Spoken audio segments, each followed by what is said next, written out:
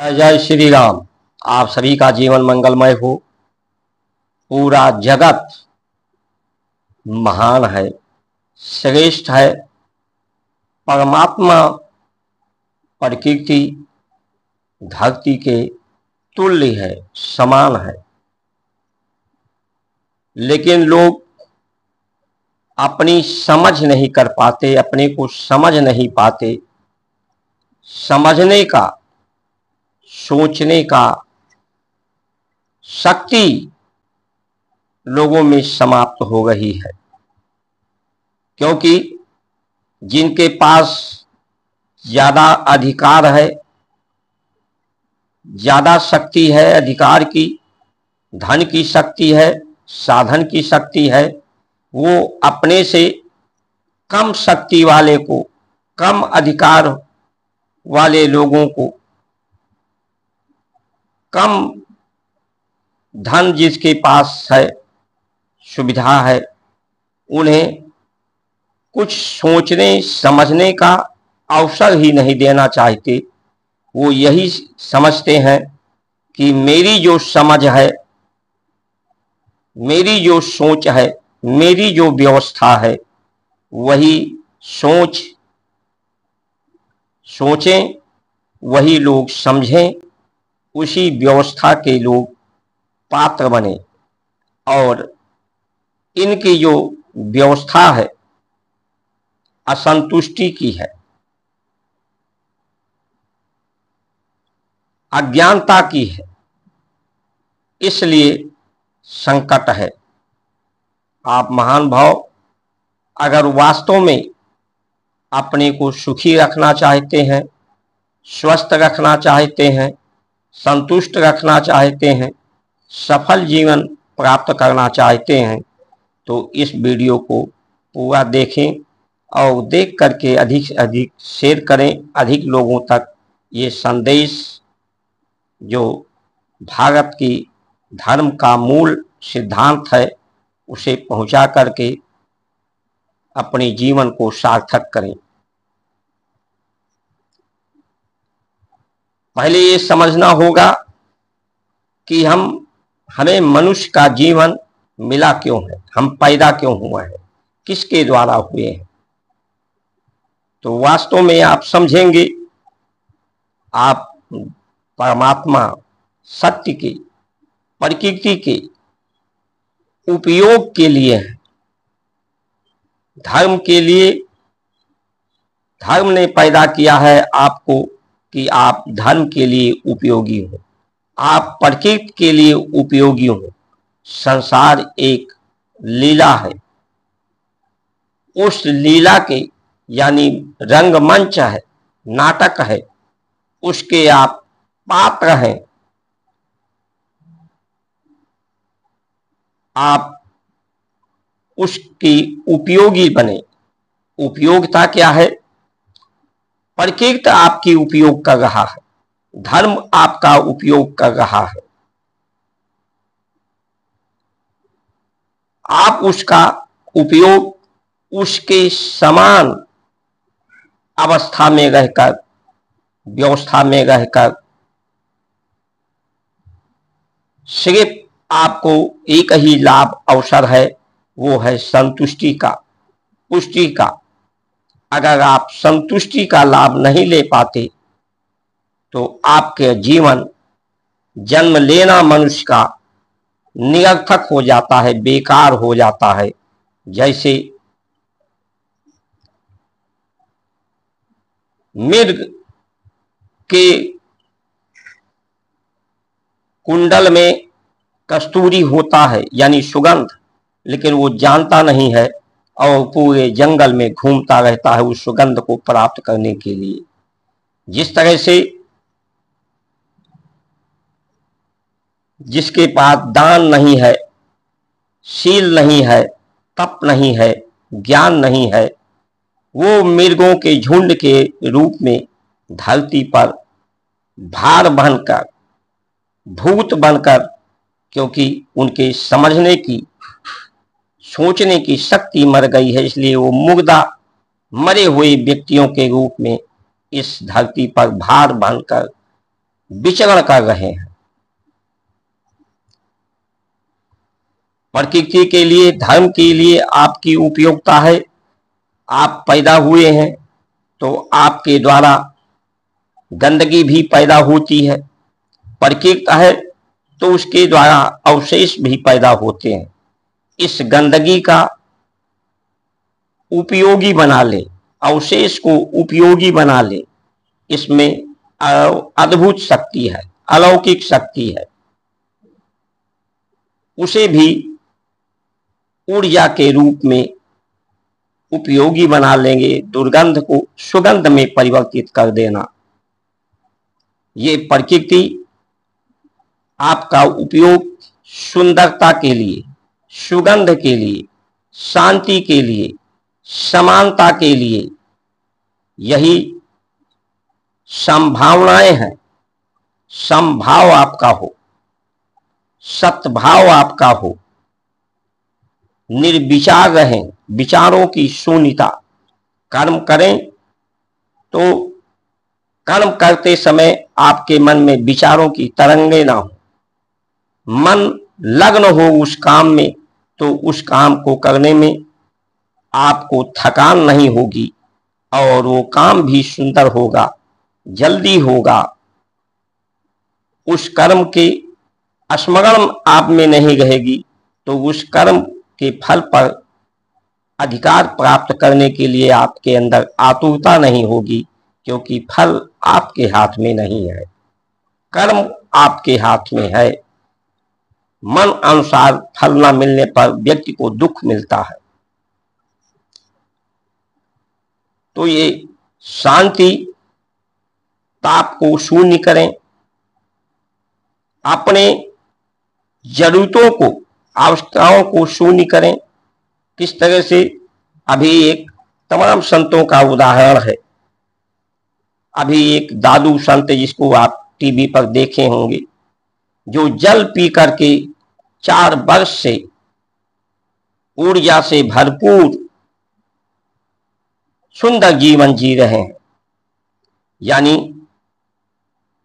आप गरल भोजन न करें, गरिष्ठ भोजन न करें, जो भी आहार आप लेते हो उनको उबाल डालें, जल को उबाल लें, उबाल करके जब वो आधा जल रह जाए उसे छान करके आप उसे ग्रहण करेंगे तो ज़्यादा से ज़्यादा एक दिन में आपको 300 से लेकर के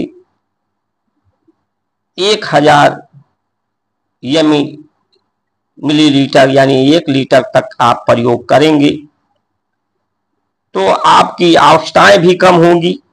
जो लोग लाखों रुपया कमाना चाहते हैं, करोड़ों कमाना चाहते हैं,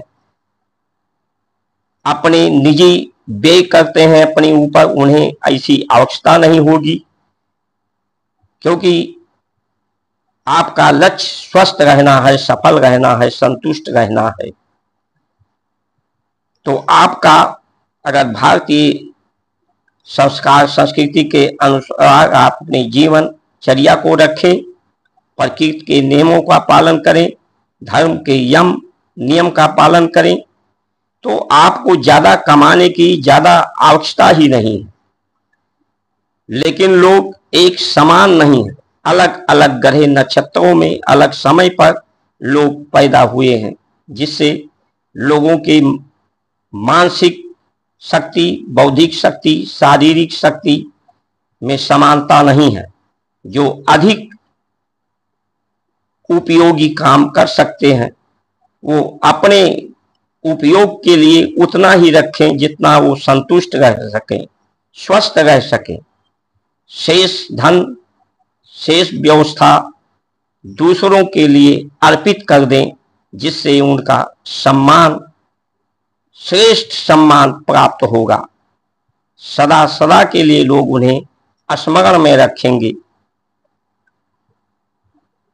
लेकिन जब मनुष्य अपने को, जो भी अधिकारी आज हुए हैं, चाहे पुलिस हैं, आप कितने भी बड़े अधिकारी हैं, नेता हैं, तो ये कुछ तो बात है, कुछ तो विशेषता आप में है, आम सामान्य आदमी से आप में को श्रेष्ठ अवसर प्राप्त हुआ है कि आप अपने पद का, अपने अर्थ का, अपनी शक्ति का सदुपयोग करके आप अमर हो जाएं, अपने को महान सिद्ध करें।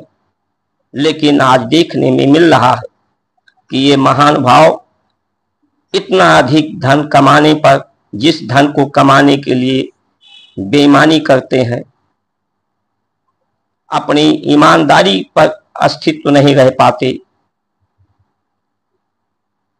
लेकिन तब भी ये संतुष्ट नहीं, अपने को अपने से आप से संतुष्ट नहीं है। अपने आप से जो संतुष्ट नहीं है वो दूसरों को संतुष्ट कैसे कर सकता है। तो ये प्रकृति की लीला है। एक लीला सुंदरता की है कि सुंदर दृष्टिकोण हो, सुंदर कर्म हो, सुंदर व्यवस्था संसार की हो, शांति की व्यवस्था संसार की हो।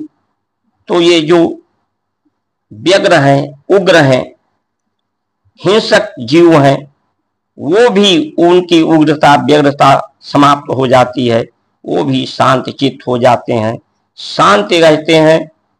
तो ऊर्जा उन्हें स्वयं प्रकृति से प्राप्त हो जाती है। उन्हें अपने आहार के लिए शिकार नहीं करना पड़ता।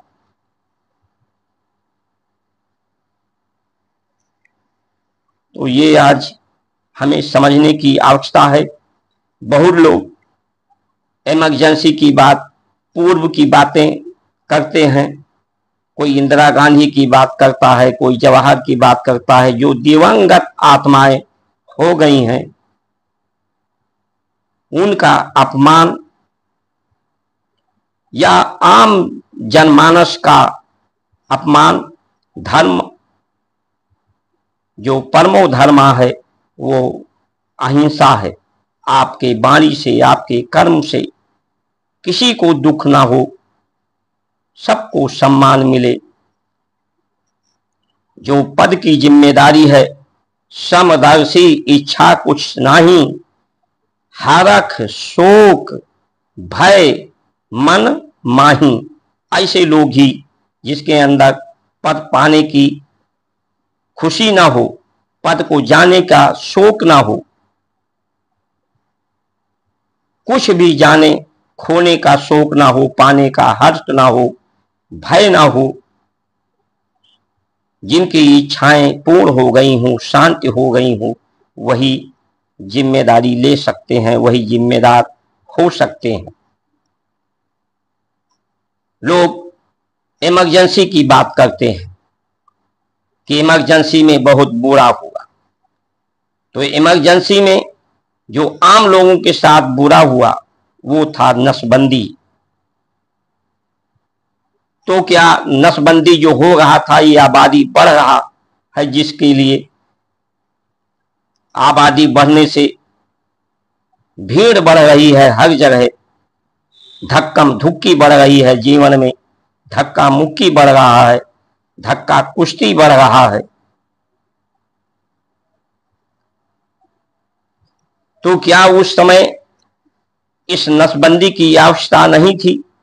अगर आवश्यकता नहीं थी तो जो लोग ऐसा कह रहे हैं उन्हें सिद्ध करना चाहिए कि आबादी आज बढ़ रही है, लेकिन जो 70-80% लोग हैं वो कहीं धक्का मुक्की नहीं करना पड़ रहा।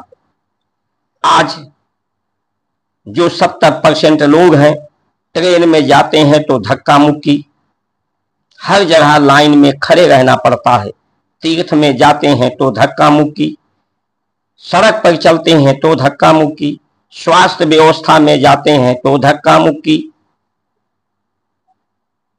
तो ये धक्का मुक्की की खेल क्यों नहीं, जो उस इमरजेंसी की व्यवस्था को खराब बता रहे हैं, आज इस धक्का मुक्की को समाप्त कर देते।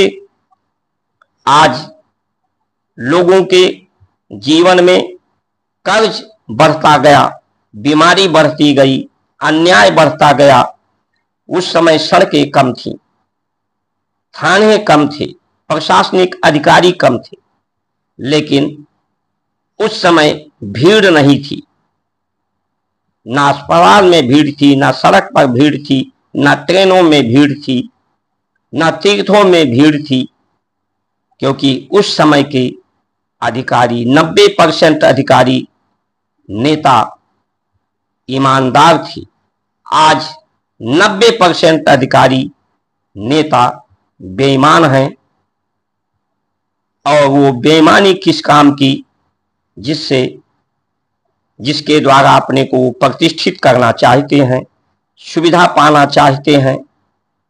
आज ये सुविधा बढ़ी है तब से अधिक, लेकिन इस सुविधा का क्या लाभ है कि जिससे लोग संतुष्ट नहीं हो पा रहे हैं, स्वस्थ नहीं रह पा रहे हैं, अपने को सुरक्षित नहीं रख पा रहे हैं जीवन को, तो ऐसी व्यवस्थाओं का क्या लाभ है, इसकी समीक्षा करने की आवश्यकता है।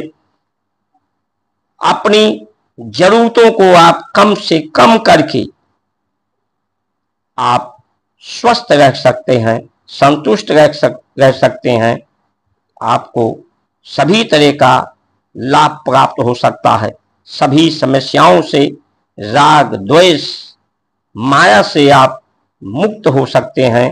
यही जीवन का लक्ष्य मनुष्य का है, यही धर्म का लक्ष्य है। जय श्री राम।